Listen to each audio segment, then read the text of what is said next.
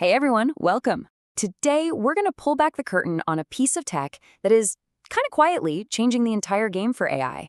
It's called the Model Context Protocol, or MCP. And trust me, it's a huge step in making artificial intelligence not just smart on paper, but actually genuinely useful in the real world. So just think about this for a second. What if your AI could do more than just, chat? What if you could just ask it in plain language to query your company's database or analyze a bunch of code or maybe even interact with your smart home devices? That's the exact promise we're going to dive into today. So the big question is, how do we actually build that bridge between a powerful AI and all the useful stuff in the real world? Well, it all comes down to something called the Model Context Protocol. This is the tech that's basically giving AI the superpowers it needs to connect with everything around it. At its heart, MCP is an open protocol. You can just think of it as a set of rules that lets large language models, the brains behind things like ChatGPT, connect to and use external services.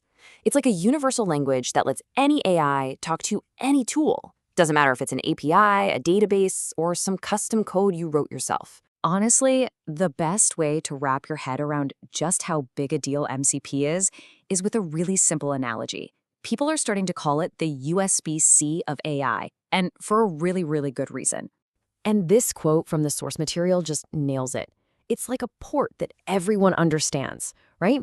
Just like you can plug pretty much any device into a USB-C port these days, MCP is creating that single, universal connection so any AI can use any tool. You see, before MCP came along, trying to connect tools to an AI it was a mess. You had this thing called function calling, but it had to be custom built for each specific language model. This created this totally fragmented world where every connection was a complicated, one-time project. MCP just blows all that up.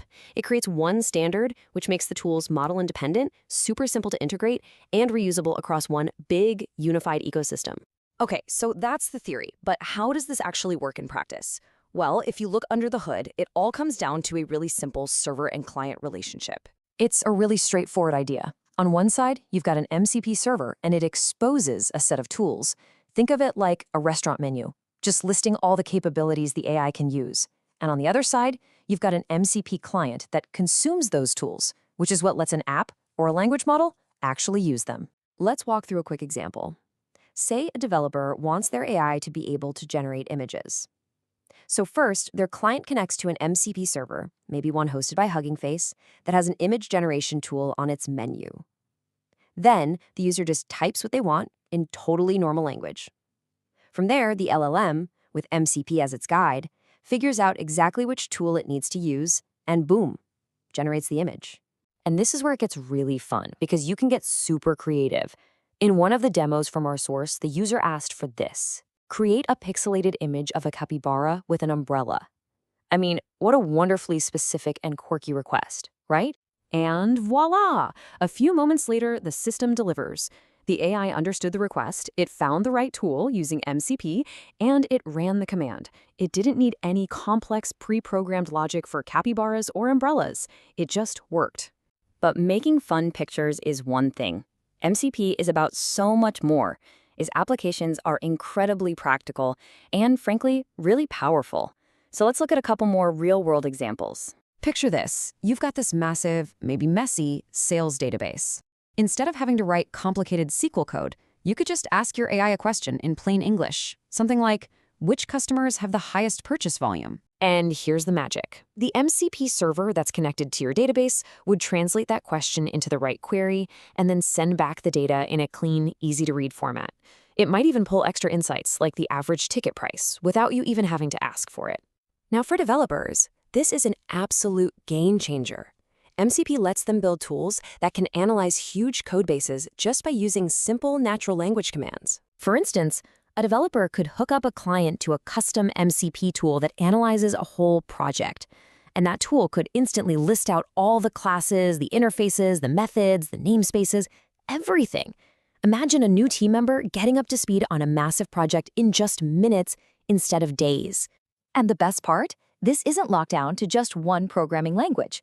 Because MCP is an open standard, there are SDKs, that's software development kits, for all the big players: Python, .NET, JavaScript, Java, even PHP. This means developers can build and use MCP tools in whatever environment they're already comfortable in. Okay, so let's zoom out. Where does this all leave us? What does a universal standard like MCP really mean for the future of how we all interact with computers? I think the most important thing to remember here is that MCP is an open, community-driven standard. It's not owned by some big single company. And that means anyone can build tools, anyone can contribute to the spec, and anyone can help shape the future of this interconnected AI ecosystem. And that brings us to the final thought I want to leave you with. Now that you know an AI can be connected to pretty much anything, what tool would you connect to it? What problem would you want your AI to solve? The possibilities really are just beginning to open up. Thanks so much for joining me.